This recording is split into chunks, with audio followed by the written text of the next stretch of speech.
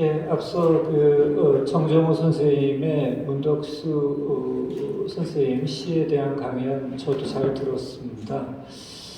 문덕수 선생님의 시론에 대한 강연을 부탁을 받았는데요.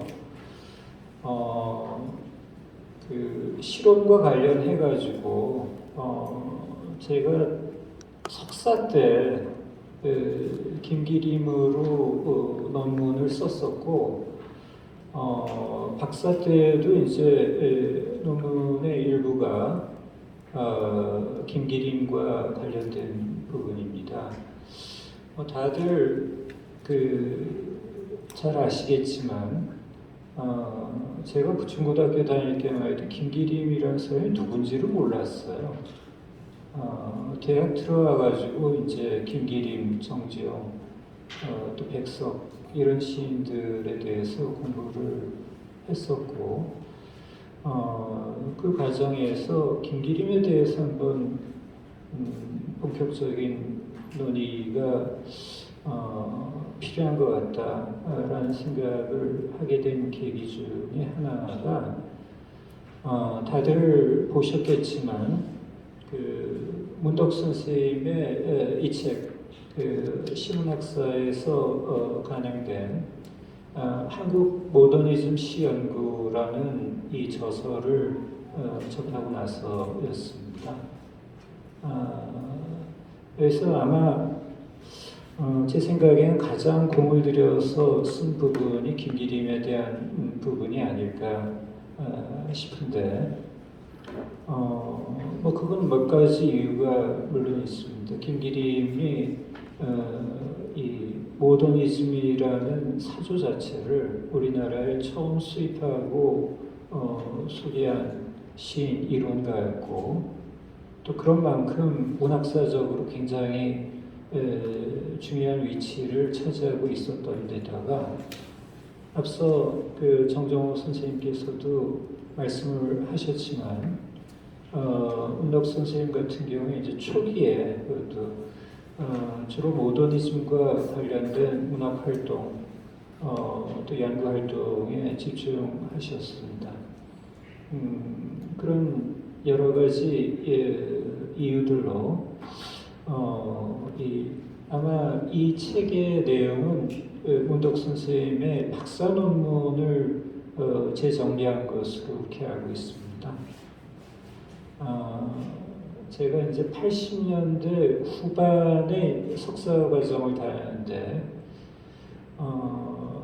물론 선생님께서 학위를 하신 거는 그보다 훨씬 이전이지만, 그때만 하더라도 이 책이 아직 절판이 되지 않고 있더라고요. 교보에 연락을 해가지고 이 책을 구하고 싶다라고 하니까 이제 주문을 받아서 저한테 연락을 해서 제가 살 수가 있었습니다. 문덕수 선생님의 김기림에 관한 연구의 가장 특징적인 부분은, 우리가 모더니즘이라고 했을 때 다들 잘 아시겠지만은 이 서구의 것인데, 서구의 문학에 우리가 영향을 받은 거고, 문덕수 선생님 이전까지는 당연히 우리나라의 대표적인 모더니즘 시인들, 앞서 얘기했던 김기림이나 정지용이나 또 백석이나 이상 같은 시인들을 연구를 할 때 서구 모더니즘의 과의 관련성 속에서 그쪽 시인이라든지 시작품, 그쪽 이론과의 연계성 속에서 대부분 연구를 했습니다. 그건 그럴 수밖에 없겠죠. 거기에서 수입한 거니까요. 근데 선생님의 이 책을 읽으면서 제가 가장 감명 깊게 읽었던 부분이, 그럼 물론 서구에서 직수입한 것도 있겠지만은 그 시절이 1920, 30년대 일제 시절이었고, 우리나라가 일본 식민지 시대였습니다. 또 뭐 그런저런 이유를 해가지고 일본 학계, 일본 문단의 영향을 많이 받을 수밖에 없던 시절이기도 합니다.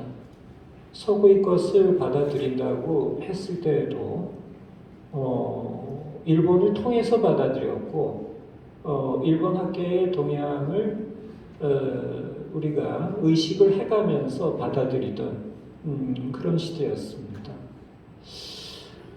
이 책을 읽다 보니까 제가 참 특이하게 느꼈던 것이 선생님이 일본 모더니즘 시단, 일본 모더니즘 학계의 이론들을 인용하고 계시더라고요. 말하자면 서구에서 출발은 했지만 그것이 일본을 거쳐서 우리들한테 들어왔다 라는 그 중간 연결 지점에 대해서 소상하게 정리를 하고 계신 것을 제가 봤습니다. 그러면서 동시에 어떤 생각을 하게 되냐면은 모더니즘을 제대로 연구하기 위해서라도 좀 시야를 넓혀야 되는구나 이렇게.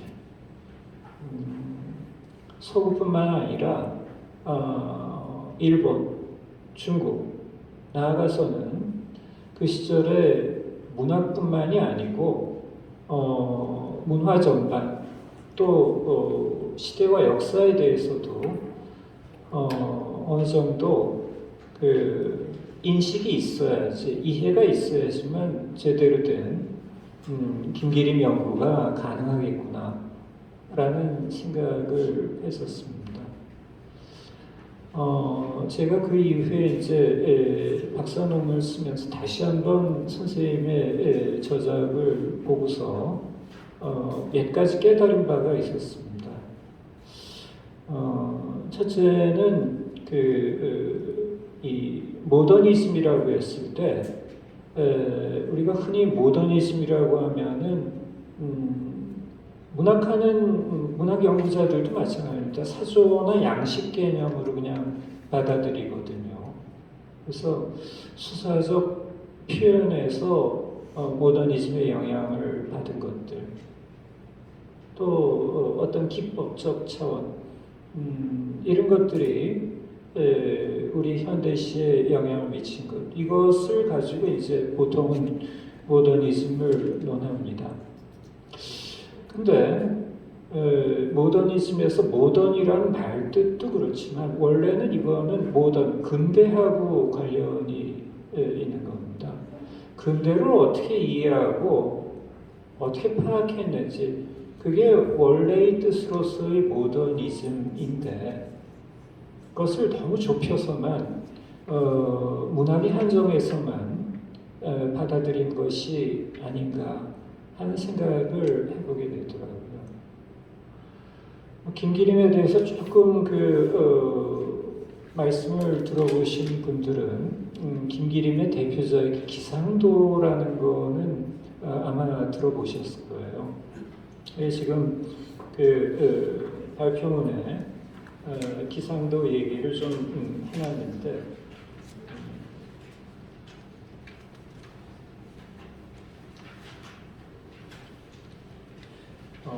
발표문 5페이지에 보면 인용식들이 있습니다.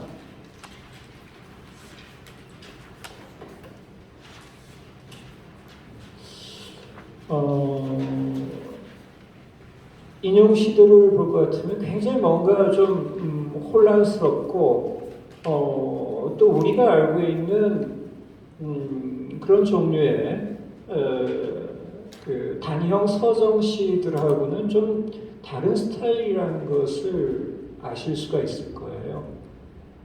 물론 기상도에 대한 기본적인 이해가 있으신 분들 같은 경우에는 잘 아시겠지만은 그럼 왜 이런 이 스타일의 시들이 당시에 필요하다고 김기림이 이해를 했느냐? 근대 문명이라는 것이 여러 다양한 측면이 있고 그것이 경우에 따라서는 복잡다단한데 단형 서정시만 가지고는 이 문명의 변화를 다 포착할 수가 없다, 잡아낼 수가 없다, 이렇게 생각을 했다고 그럽니다. 그래서 이런 부분들을 제대로 수용하기 위해서는 길이가 짧아서는 안 되고 일단 시 자체가 길어져야 된다라고 생각을 해서 장시 형태의 시를 썼습니다. 긴 형태. 기상도 같은 경우에는 전체가 소제목까지 합해서 426행입니다. 그러니까 어떤 점에서 읽다가도 지칠 수도 있겠죠. 이게 도대체 시가 언제 끝나나 할 정도로 긴 시인데, 우리가 보통 시가 길어지면은 보통의 경우에는 서사시를 떠올리거든요. 근데 서사시는 아니에요. 기상도 같은 경우는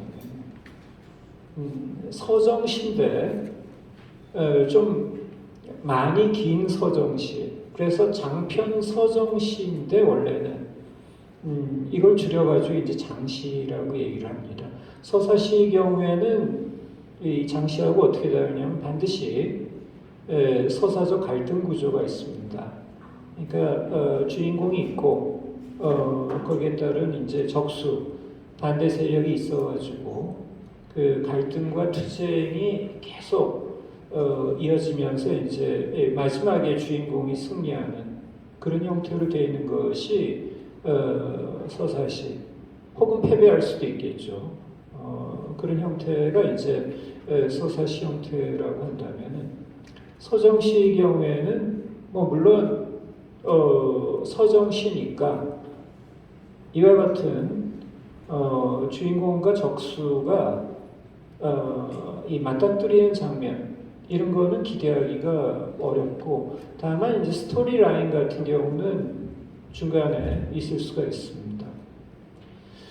그래서 김기림의 대표적인 기상도라는 것은 문학 조금만 공부해 본 사람이라고 한다면 대부분 알고 있는 사실입니다. 근데 기상도에 대한 평가가 그동안은 문덕 선생 이전에는 별로 긍정적이지도 못했어요. 김기림 당시부터 시작해가지고 그 이후에 뭐 송욱이라든지 김정길, 김우창 선생님이 이르기까지 기상도라는 시는 우리나라의 최초의 장시로서의 어떤 문학사적인 가치는 인정받을 수 있지만 동시에 작품으로서는 좀 미흡한 감이 없지 않아 있다라는 평가가 대부분이었습니다. 그리고 그 평가의 이면에는 이 서구의 이 모더니즘 시, 장시들이 갖추고 있는 어떤 이 전통 의식과 역사 의식, 이런 것을 갖추지 못했기 때문에 그런 점에 있어서 미흡하다라고들 많이 얘기를 했습니다. 그런데 이 문덕수 선생님의 책을 읽다 보니까 기상도의 경우에는 문명의 이 파멸과 재생이라는 주제의식을 가지고 있으며, 동시에 시의 구조적으로 플롯상으로 그런 것들이 반영이 되어 있기 때문에 충분히 이 점에 대해서는 재평가가 이루어져야 된다라는 내용이 있더라고요. 제 경우에는 그 뒤에 이 기상도를 연구를 하면, 여기서부터 이제 문덕 선생님의 어떤 이 논의의 힌트를 얻어가지고 제가 기상도를 이해한 그런 내용으로 넘어가는데, 그런 어떤 문제 제기에 힘입어가지고 기상도에 나타난 그러면은 이와 같은 어떤 파멸과 재생의 구조라는 것이 과연 어떤 의미를 지니고 있으며, 동시에 이런 것들이 당대의 어떤 현실, 우리가 잘 모르는 혹은 알았지만 그 뒤에 이제 까맣게 잊어버렸던 그런 사회 상황하고 어떤 관련이 있을까를 좀 생각을 해봤습니다. 그래서 자료도 찾고 또 그 당시에 신문 잡지를 뒤져가면서 들여다봤는데 그런 과정에서 저한테 딱 눈에 들어오는 단어가 하나 있었어요. 그 단어가 뭐였냐면은 이 페이지에 맨 위쪽에 보면 인용문이 보이실 겁니다. 이 기상도의 사부에 등장한 한 대목인데요. 앞뒤 맥락은 생략이 돼 있고 갑자기 말줄임표가 나오더니 날이 저건 묵시록의 기사입니까? 이런 대목이 나옵니다. 묵시록이라는 단어가 여기서 굉장히 저한테 인상적이더라고요.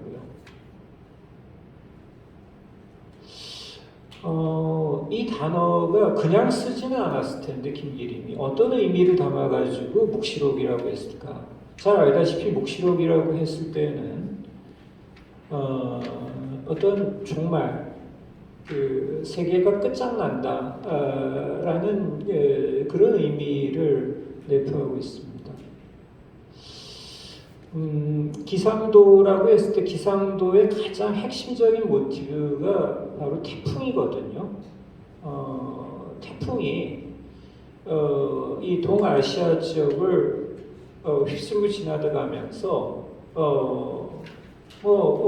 당연한 얘기겠지만 태풍이 휩쓸고 지나간 자에 남아있는 것이 없죠. 모든 것이 초토화되어 버리고 그런 가운데서 이 파괴되어 버리는 그런 내용을 이 시로서 쓴 것이 기상도라는 시인데 제가 이 내용을 가만히 생각을 해보면서 지금까지는 이 태풍이라는 것을 어떤 근대 문명의 타락상에 대한 비판이다라는 정도로 이해를 해왔었습니다. 문명 비판적인 어떤 시각을 여기 담고 있고 그 다음에 그 문명 비판이라고 했을 때 서구의 어떤 시인들 엘리어트라든지 또 스펜더라든지 오든 같은 시인들이 인용되고 있더라고요. 그렇게 해석한다면은 그런 논리도 충분히 의미가 있다고 생각을 합니다. 근데 단순 문명 비판이 아니라 왜 묵시록이고 왜 세상의 종말일까? 상당히 저로서는 궁금했거든요. 기상도라고 했을 때 우리가 일단은 지도의 이미지부터 먼저 떠올립니다. 누구나 그렇지만 지도부터 먼저 떠올리고 거기에 이제 지도 위에다 기상 상황을 입힌 것으로 양상하게 되는데 일단 기상도가 왜 필요한가는 가만히 생각해보면 일기예보 때문에 필요한 거죠. 앞으로 날씨가 어떻게 변할까? 우리가 보통 이제 아침에 오늘 비 온다는 일기예보를 들으면 우산을 준비해가지고 나갑니다. 일기예보가 필요한 이유는 바로 거기에 있는 겁니다. 마음의 준비부터 해야 되니까. 근데 비가 오는 정도가 아니라 태풍이 몰려온다라고 하는데 완전히 달라요, 이거는. 물론 대비는 하겠지만 마음의 준비 정도는 하겠지만 준비한다고 해가지고 태풍의 피해를 완전히 막을 수 있느냐? 그건 아닙니다. 비 오는 정도에 우산 쓰고 막을 수 있지만 태풍이 몰려오는데 태풍 자체를 어떻게 근본적으로 피할 수는 없겠죠. 그럼 이때 이 태풍이라는 것은 결국 뭐와 관계되느냐? 이 근대 문명이 이런 방식으로 나아가면은 결국은 파멸적인 상황, 종말을 맞을 수밖에 없다는 의미로 저한테 읽혔습니다. 그것이 바로 이제 묵시록이라는 단어로 집약된 것이고요. 자, 그런데 어떻게 생각하면 황당한 얘기죠. 1935년에 기상도가 36년에 이제 시집으로 엮여졌는데 1930년대에 이런 생각을 한다. 다시 말해서 근대가 끝장난다라는 얘기가 지금 아직도 이제 근대 연속에서 살고 있는 저희 입장에서 보면은 이 무슨 얘기하는 건가 도대체. 아직까지도 근대가 망하지 않고 이렇게 계속 발전해 나가고 있는데 더구나 이제 후기 근대 포스트 모던까지 얘기를 하는데 이게 무슨 얘기인가? 라고 생각될 수도 있습니다. 근데 제가 그 시절로 다시 돌아가가지고 문헌들을 조사해 보니까 그럴 만도 하겠더라고요.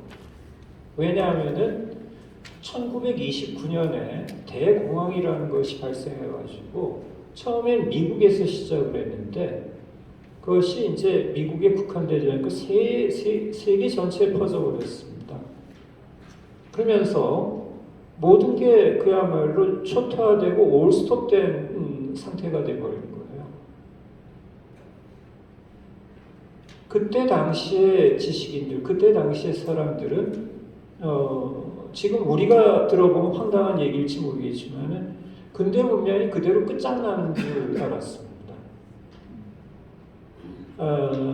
근대는 다 알다시피 자본주의하고 밀접한 상관관계가 있을 수밖에 없고 또 자본주의의 발달 과정에 따라서 근대를 단계별로 나누기도 하거든요.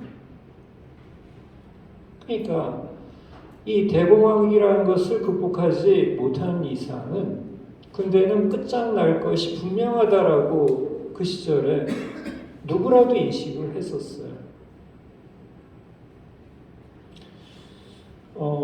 그것이 이제 단순하게 어떤 막연한 추측에 그치지 않고 몇 가지 징후들로 이제 나타나는데 첫째가 그러면은 이 위기 상황을 극복해야 되는데 어떻게 해야 될 것이냐. 이때 등장한 것이 이제 독일의 히틀러고 이태리의 무솔리니고 소위 말하는 파시즘 세력입니다. 국가가 강력하게 개인의 인권을 제약을 하더라도 리더십을 발휘해가지고 이 위기 상황을 돌파하지 않으면 답이 없다. 실제로 지지도 받았습니다. 그 시절에. 왜? 정상적으로 해가지고 지킬 거 다 지켜가지고는 이 위기 상황을 극복할 수가 없으리라고 누구라도 그렇게 생각했을 때였으니까요. 그럼 이 영국도 마찬가지였고 미국도 마찬가지였어요, 사실. 잘 아시겠지만 루즈벨트 같은 경우는 미국 역사상 유일무이한 사선 대통령인데 왜 사선까지 할 수 있었느냐? 그 시절이 공황 시절과 공황의 극복과 관련된 시절이기 때문에 그랬다고 그러죠. 자, 그런데 이제 그것만 가지고 해소되느냐라는 문제가 나옵니다. 여기에서 이제 생각들이 좀 달라질 수가 있는데 우리가 모더니즘이라고 했을 때는 일단은 서구에서 그때나 근대 이후에 발생된 사조들은 지식들은 모더니즘과 직접 간접으로 다 연결이 돼 있습니다. 서구 모더니즘만 생각하는 경향이 있는데요. 뒷부분에 보시면 제가 주석에 사진을 몇 개 붙여놨는데 그 주석 2번에 보면은 여기 좀 험상궂게 생긴 사진이 보이실 겁니다. 이 사람이 누구냐 하면은 이 레닌이에요. 잘 아시는. 막스주의를 나름대로 이 소련 실정에 맞게 이 개편해가지고 이 근대 막시즘의 말하자면 또 한 번의 이제 그 이론적 틀을 강한 사람인데 이 레닌의 대표 저작이 그 주석 2번에 보이는 제국주의론입니다. 제국주의를 어떻게 규정하고 있냐면 제국주의는 자본주의의 마지막 단계다 이렇게 규정을 하고 있거든요. 자본주의가 1기, 2기, 3기로 나아가는데 이 3기가 마지막 단계고 제국주의화가 되면서 자본주의는 망할 수밖에 없다 이렇게 얘기를 합니다. 나름의 근거도 있어요. 왜 이렇게 설명했느냐 하면은 그 밑에 보시면은 주석 6번에 지도가 아마 보이실 겁니다. 지도가. 여기 보면은 이제 달러 블록, 파운드 블록, 프랑 블록 이렇게 해가지고 이제 카테고리로 묶여 있는 지역들이 보이실 텐데 이게 왜 이런 블록 체제가 성립이 되느냐 하면은 지금 생산물은 넘치는데 그걸 팔 시장이 없는 겁니다. 대공황이 일어나면서 이런 어려움이 있으니까 이 위기 상황을 타개해 나가기 위해서는 몇몇 제국주의들 국가들끼리 연합을 해가지고 그러면은 우리 지역 내에서만 우리 몇몇 국가들의 식민지 내에서만 이 배타적으로 다른 나라 상품들은 들이지 말고 우리가 생산된 우리끼리 생산한 상품들만 서로 배타적으로 소비하는 것으로 그렇게 하자라고 한 것이 바로 이 블록 체제예요. 그때 당시에 제 1차 세계대전 이후에 대공황기의 이제 블록 체제입니다. 자, 그런데 문제는 여기 이제 블록 체제에 속하지 않은 국가들이 있는 겁니다. 그게 이제 대표적인 나라가 독일이나 이탈리아 같은 나라들이죠. 이 나라들은 생산력은 발전해가지고 상품들은 쌓여 있는데 그 상품들을 팔 시장이 없는 거예요. 여기 보면 남은 지역들도 많은데 뭐 이런 데 가서 식민지 개척하면 되지 라고 생각하실 수도 있는데 그게 그렇지가 않은 게 지금 여기에는 러시아가 빠져 있습니다. 소련이 빠져 있어요. 그 다음에 이 남미 같은 경우에는 소위 말하는 미국의 앞마당입니다. 여기 함부로 진출했다가는 미국이 가만두지 않을 거예요. 또 요 동북아 지역을 중심으로 해가지고는 당시에 이제 신흥 세력을 또 일본이 장악하고 있는 지역입니다. 이렇게 다 빼버리고 나면 온전하게 남은 땅은 딱 중국밖에 없는 거예요. 모든 열강들이 이제 중국으로 진출하기 위해서 사활을 걸던 그런 시절입니다.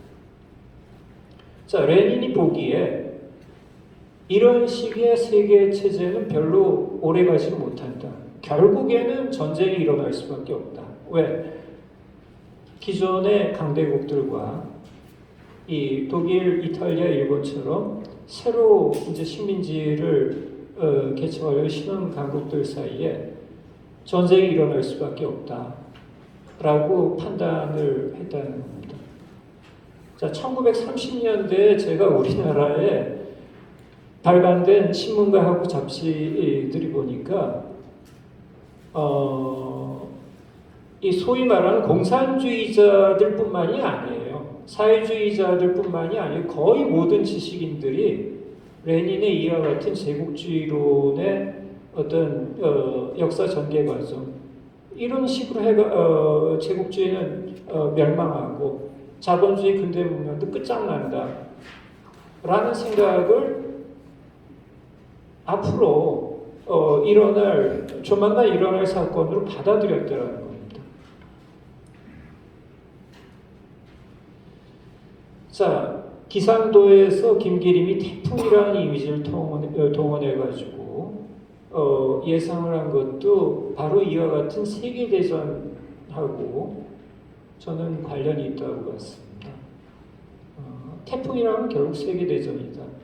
제2차 세계대전이 조만간 일어날 수밖에 없고 2차 세계대전이 일어난다면 어떻게 되느냐? 열강들끼리 전쟁이 일어나면서 지금 전부 다 지구 전체가 식민지화가 돼 있으니까 직접 간접적으로 세계 모든 나라들이 모든 나라 모든 민족들이 영향을 받지 않을 수 없겠다라는 것이 김기림의 생각이었고 이 당시의 지식인들의 생각이었던 것 같아요. 그것을 이제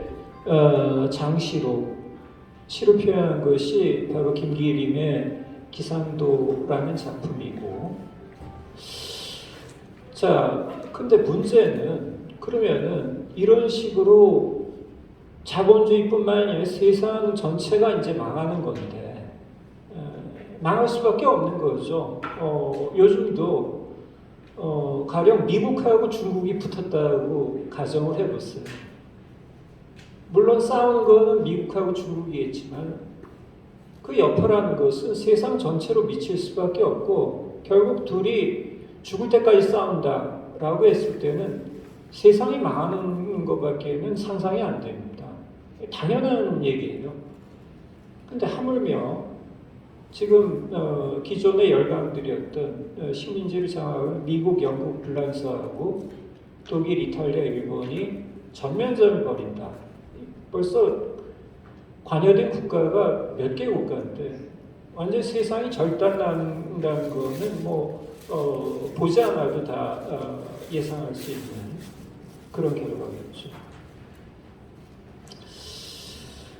자, 그런데 8페이지로 넘어가 보겠습니다. 그 전까지 얘기를 쭉 이제 간추려서 말씀드린 거고요.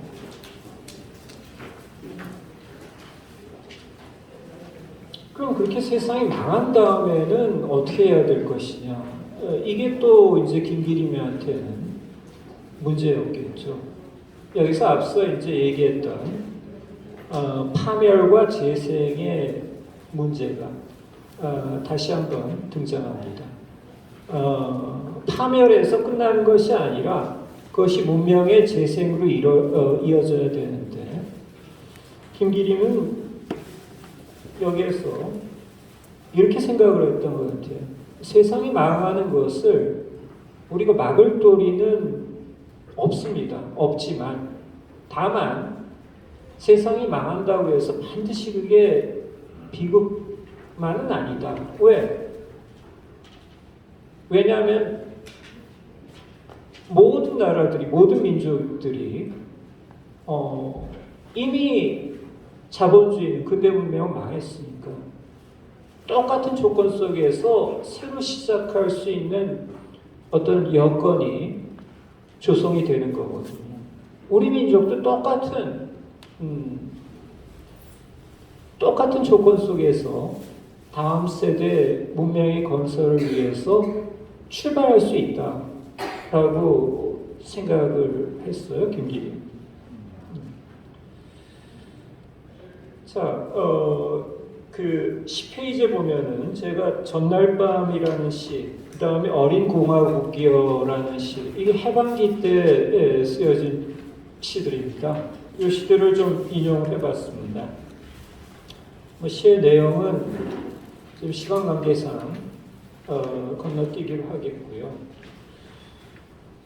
그러면은 이런 시들을 통해서 김기림과 기원한 것이 뭐냐? 어떤 창세기 얘기도 나오고 불사조 얘기도 나오고 그 다음에 어린 공화국, 신생국의 어떤 영혼에 대한 내용도 나오는데 그런 것들이 우리 민족이 우리나라가 그 전까지는 식민지 때문에 일제 식민지 시절이 있었기 때문에 뭘 해보려고 했어도 할 수 없었지만 제2차 세계대전이 일어난다면 일본도 역시 망할 거고 우리나라는 그 뒤에 독립이 돼서 새롭게 신생국으로서 재출발할 수 있는 어떤 기회를 확보하게 될 것이다 라는 얘기를 이런 시들을 통해서 하고 있는 것으로 이해를 했습니다. 그 11페이지에 보면 기상도의 제일 마지막 부분 소제목이 세바퀴 노래거든요. 왜 세바퀴일까? 바퀴를 고무로 만들면 훨씬 승차감은 좋겠죠. 그리고 또 잘 나갈 겁니다. 근데 그거는 이제 정상적인 경우일 테고 세상이 망한 상태에서 고무 바퀴가 성할 까닭이 없을 겁니다. 모든 것이 불타버린 상황에서 새로 만든 바퀴는 물론 손상은 됐을 테지만 그래도 새로 만들어진 만큼 계속 굴러갈 수 있을 것이다. 자기 나름대로의 어떤 새로운 역사 개척의 의지를 이렇게 표현한 거겠죠. 앞서도 말씀드렸지만 묵시록이라는 것은 원래 이제 종교적인 개념입니다. 이건 기독교에서 말하는 어떤 혼란과 종말, 그 다음에 심판, 또 영혼의 구원, 이렇게 진행된 진행서사를 말하는 건데요. 근데 여기에서 김기림이 말할 때의 묵시록이라는 개념은 그런 어떤 종교적 개념보다도 기상도에서 얘기하고자 하는 바는 결국은 어떤 특정 종교를 믿는 각 개인 영혼의 구원에 그치는 것이 아니라 민족의 구원, 나아가서는 세계 전체에 대한 구원, 무엇을 통해서? 새로운 문명 질서의 창조와 또 문명의 회복을 통해서 이런 구원이 가능하다라는 것을 이 쇠바퀴 노래라는 어떤 장에 나타난 주체의 의지를 통해서 표현한 것이 아닐까 싶습니다. 한마디로 말하면은 이 문덕 선생님이 말씀하셨던 파멸과 재생의 원리라는 것은 이런 묵시록적인 사고방식, 그리고 그 묵시록이라는 것은 단순하게 종교적인 의미가 아니라 새로운 지금까지 기존에 타락했던 근대가 처음부터 타락한 것은 아니죠. 근대 문명이라는 것이. 근데 그것이 내려오는 과정에서 자민족 중심주의로 흐르고 우리 민족이 잘 되기 위해서는 남의 나라를 침략하고 식민지화 해도 된다라는 제국주의적인 사고방식으로 흐르면서 타락하게 된 것인데 이런 타락된 문명을 싹 일소해버리고 정상적인 방식으로는 이와 같은 일소나 정화가 불가능합니다. 세계 전체가 한 번은 뒤집어져야 되는데 그것이 어떤 방식이 될 것이냐. 태풍과 같은 그런 어떤 파격적인 상황, 제2차 세계대전이라고 이해를 한 거죠, 김기림은. 그래서 문덕 선생님 말씀하신 재생의 원리라는 것은 결국 이와 같은 묵시록적인 과정을 통해서 이루어지는 것이 아닌가. 제 나름대로는 이렇게 정리를 해봤습니다. 여기까지 간단하게 문덕 선생님의 김기림에 관한 실론과 또 거기에 보탠 김기림의 기상도에 대한 제 말씀 마치도록 하겠습니다. 감사합니다.